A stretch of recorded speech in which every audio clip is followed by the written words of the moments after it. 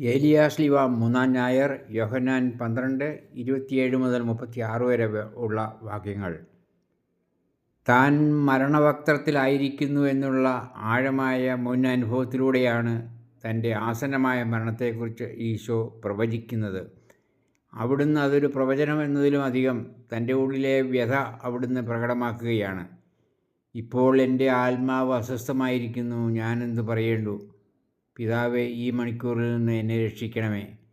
ദൈവപിതാവിൻ്റെ മുമ്പിൽ വച്ചാണ് അവിടുന്ന് തൻ്റെ ഭീതി വെളിപ്പെടുത്തുന്നത്. അതിനാൽ അത് പിതാവിനോടുള്ള പ്രാർത്ഥനയായിത്തീരുന്നു.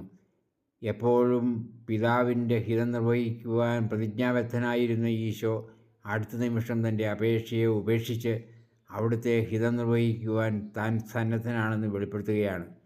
ഇതിനുവേണ്ടിയാണല്ലോ ഈ മണിക്കൂറിലേക്ക് ഞാൻ വന്നത്. പിതാവേ, അങ്ങയുടെ നാമത്തെ മഹത്വപ്പെടുത്തണമേ.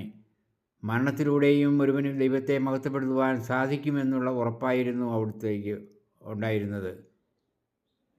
മഹത്വപ്പെടുത്തുക എന്നതുകൊണ്ട് അവിടുന്ന് അർത്ഥമാക്കിയത് മരണത്തെ അതിജീവിക്കുക എന്നാണ്.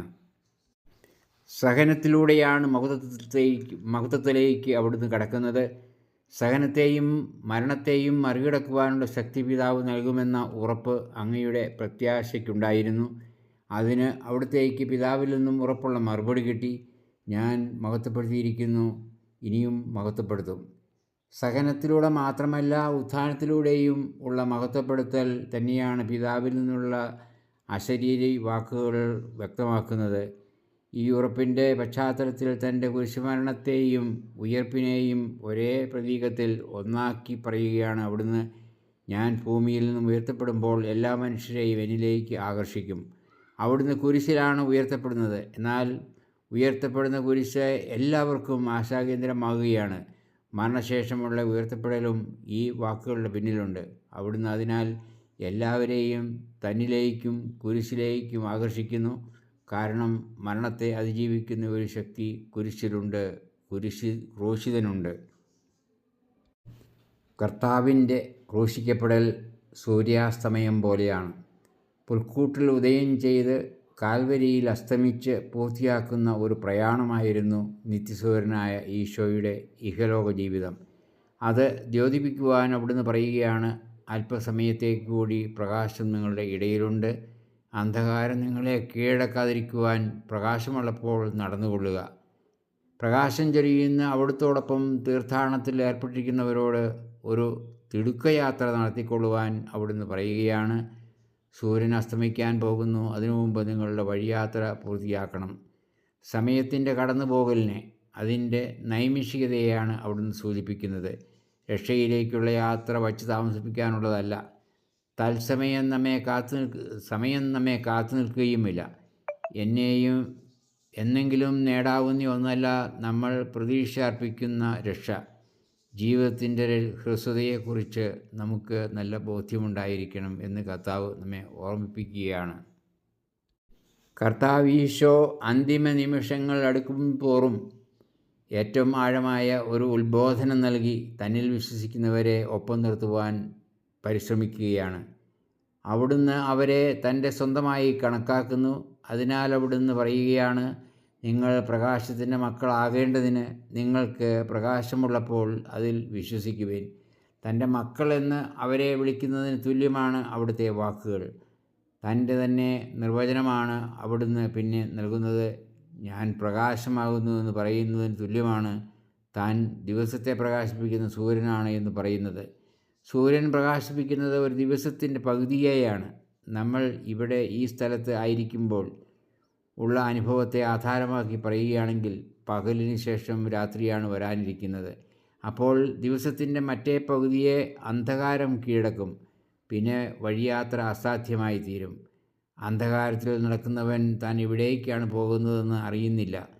അവന് ദിശാബോധം നഷ്ടപ്പെടും. നടപ്പുവഴിയാണെങ്കിൽ ആ ഇടുങ്ങിയ വഴി രാത്രിയിൽ തിരിച്ചറിയുവാനും സാധിക്കുകയില്ല. ജീവിതത്തിൻ്റെ വഴി, അതായത് രക്ഷയിലേക്കുള്ള വഴി ഇടുങ്ങിയതാണ്. അത് വിശാലമായ ഒരു രാജകീയ പാതയല്ല. ഇതിലും അധികം അസ്തിത്വാത്മകത ചിന്തകൾക്ക് നൽകുവാൻ ആർക്ക് സാധിക്കും? മരണം കൺമുമ്പിൽ കാണുന്ന ഈശോയാണ് പ്രതീകങ്ങളിലൂടെയും ആന്തരിക വെളിപ്പെടുത്തലിലൂടെയും എല്ലാ മനുഷ്യരുടെയും ജീവിത വഴിയും അതിൻ്റെ ലക്ഷ്യവും വെളിപ്പെടുത്തുന്നത്. നമ്മെപ്പോലെ മനുഷ്യനായി തീർന്ന അവിടുന്ന് നമ്മുടെ അവസ്ഥാവിശേഷങ്ങളെല്ലാം സ്വീകരിച്ചു. അതിൽ ഏറ്റവും ഭീതി ഉളവാക്കുന്നതാണ് മരണം. മരണത്തിൻ്റെ മുന്നറിയിപ്പും അത് ഉളവാക്കുന്ന വ്യഥയും ജീവിതത്തിലെ അനിശ്ചിതത്വവും നഷ്ടബോധവും എല്ലാം അവിടുന്ന് അനുഭവിച്ചു. നമ്മൾ അവിടുത്തെ സഹോദരങ്ങളും ശിഷ്യന്മാരും ആകുന്നത് അവിടുന്ന് പോയ വഴിയെ നമ്മൾ നീങ്ങുമ്പോഴാണ്. തൻ്റെ നിസ്സഹായതയിൽ നിരാശനാകാതെ പ്രത്യാശയുടെ കിരണം അവിടുന്ന് കണ്ടെത്തിയത് പ്രകാശത്തിൽ വസിക്കുന്ന പിതാവിനെ നോക്കിയാണ്. ആത്മഗതവും ഉൾക്കാഴ്ചയും മാത്രം നമ്മുടെ ഉള്ളിൽ വെളിപ്പെടുത്തുകയില്ല. അതിൻ്റെ ക്ലൈമാക്സ് അല്ലെങ്കിൽ പൂർത്തീകരണം പ്രാർത്ഥനയാണ്. പ്രാർത്ഥന പിതാവിനോടുള്ള സംഭാഷണമാണ്. ഒരപേക്ഷയിൽ ആരംഭിച്ച് ദൈവഹിതം മനസ്സിലാക്കി അത് ഏറ്റുവാങ്ങുന്നതാണ് പ്രാർത്ഥന. മനുഷ്യൻ്റെ ജീവിതാന്ത്യത്തിൽ മുന്നോട്ട് നീങ്ങുവാൻ നമ്മൾ ശ്രമിക്കുന്നത് പ്രകാശത്തെ നോക്കിയാണ്. ഇനിയും നമ്മൾ നടന്നു തീർക്കുവാനുള്ള വഴി പ്രകാശത്തെ നടന്നു തീർക്കുവാൻ നമ്മൾ തിടുക്കത്തിലായിരിക്കും പോകേണ്ടത്. സമയം അവസാനിക്കാൻ പോകുന്നു എന്നുള്ള ഉത്കണ്ഠയാണ് ജീവിതയാത്രയെ ഇത്ര അസ്തിത്വാത്മകമാക്കുന്നത്. ഒരിക്കലും അസ്തമിക്കാത്ത പ്രകാശത്തെ തേടിയാണ് സന്ധ്യയോടടുത്താലും നമ്മൾ മുന്നോട്ട് നീങ്ങുന്നത്. മരണത്തെ നമ്മൾ ഭയപ്പെടുന്നതും ഉപമിക്കുന്നതും അന്ധകാരത്തോടാണ്. അത് ഏകാന്തതയുടെയും ശൂന്യതയുടെയും അനുഭവമാണ്. ദിശാബോധം നഷ്ടപ്പെട്ടു പോകുന്ന അവസ്ഥയാണത്. ഇവിടെയാണ് പുനരുത്ഥാനത്തെക്കുറിച്ചുള്ള ചിന്തകൾ ആശ്വാസം പകരുന്നത്. ആ ഉറപ്പാണ് അവിടുന്ന് നൽകിയിട്ട് കടന്നു പോകുന്നത്. കുരിശാണ് കടന്നുപോകലിൻ്റെ നാൽക്കവല. അതിലൂടെ നമ്മുടെ മനസ്സ് ഉയർത്തപ്പെടുന്നത് പാരത്രികതയിലേക്കാണ്.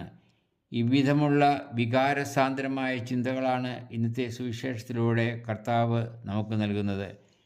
അവിടുത്തോടു കൂടെ ആയിരിക്കുമ്പോൾ നമ്മുടെ ജീവിത വഴിയിൽ നമുക്ക് കൂട്ടുണ്ട്. മുന്നോട്ടുള്ള യാത്രയിൽ ഉറപ്പുണ്ട്.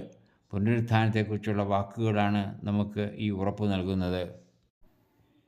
എങ്ങനെയാണ് നമ്മുടെ ജീവിതയാത്രയിൽ നമ്മൾ മരണത്തെക്കുറിച്ചുള്ള ചിന്തകൾക്ക് സ്ഥാനം കൊടുക്കുന്നത്? അതുപോലെ മരണാനന്തര ജീവിതത്തെക്കുറിച്ചുള്ള ചിന്തകൾക്കും നമ്മുടെ ജീവിതത്തിൽ നമ്മൾ ഇടം കൊടുക്കുന്നുണ്ടോ? മരണത്തെക്കുറിച്ചുള്ള ചിന്ത ജീവിതത്തിൻ്റെ ഭാഗമാകുന്നത് ചുറ്റുപാടുമുള്ളവർ ഒക്കെ മരിക്കുമ്പോൾ നമുക്കുണ്ടാകുന്ന അനുഭവത്തിലൂടെ മാത്രമല്ല, അത് സാധാരണത്തിൻ്റെ അനുഭവമായി ക്രമേണ നമ്മിൽ നിന്നും അകന്നു പോകും. അവിടെ മരണം നമുക്ക് വെളിയിലാണ് സംഭവിക്കുന്നത്. എന്നാൽ മരണത്തിൻ്റെയും ഉയർപ്പിൻ്റെയും സ്പന്ദനങ്ങളും അടയാളങ്ങളും ഉള്ളിലാണ് നമ്മൾ തിരിച്ചറിയേണ്ടത്. ഇவ்விധമുള്ള ചിന്തകളിലേക്കാണ് ഇന്നത്തെ സുവിശേഷം എന്നെയും നിങ്ങളെയും നയിക്കുന്നത്. നമ്മുടെ ചക്രവാളത്തിൽ ഒരിക്കലും അസ്തമിക്കാത്ത സൂര്യനായി കർത്താവ് പ്രത്യക്ഷപ്പെടും. അതിൻ്റെ ദർശനവും നമ്മുടെ ജീവിത ദർശനത്തിൻ്റെയും വിശ്വാസത്തിൻ്റെയും ഭാഗമാക്കണം. ഏവർക്കും ഞായറാഴ്ചയുടെ അനുഗ്രഹങ്ങൾ ആശംസിക്കുന്നു. Father James Purathayil CST.